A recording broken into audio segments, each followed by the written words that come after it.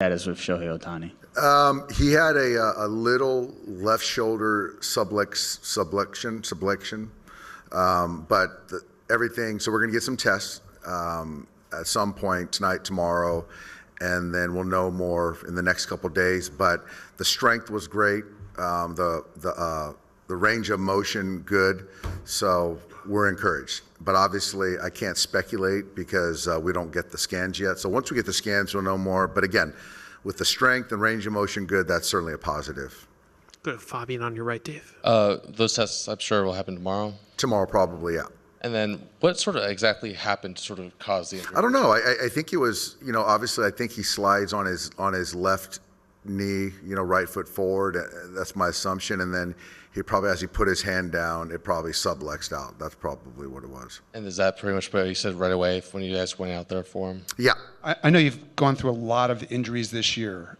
If you have to play the rest of the World Series without Shohei Ohtani, how equipped are you to do that?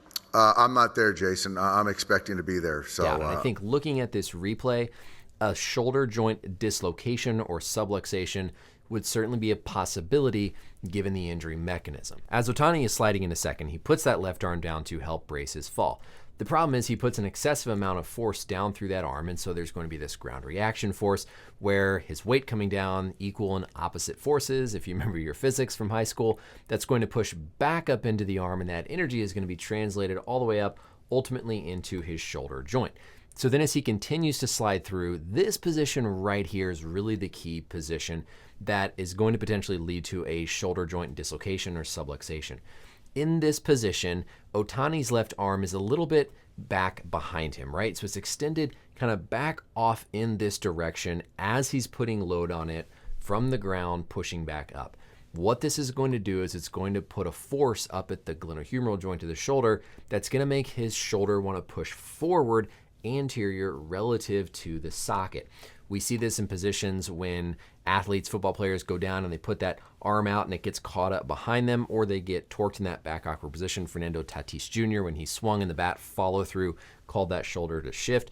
That would cause that force through the glenohumeral joint, potentially leading to an injury of that joint. Yeah, there's some other things in this position, of course. This is almost like a foosh, a fall on an outstretched hand, where you could have something like a wrist fracture, radial head fracture at the elbow, but hearing the initial reports of the shoulder, that's what we're going to go off of. Now, if we look at our biodigital anatomy tool here, let's point out some of that various anatomy. So we're going to have the humerus, which is the arm bone up top. We're then going to have the scapula.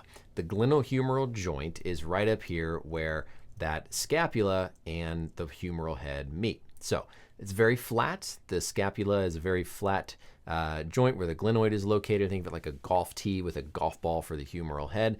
And then all the way around that glenoid rim is going to be a ring of cartilage called the labrum.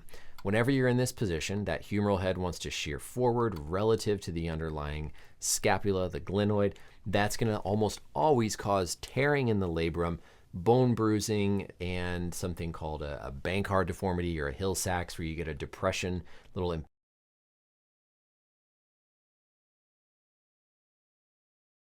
located or not. And I think that plays at least some role in his availability for the rest of the World Series. If we presume glenohumeral joint shoulder subluxation /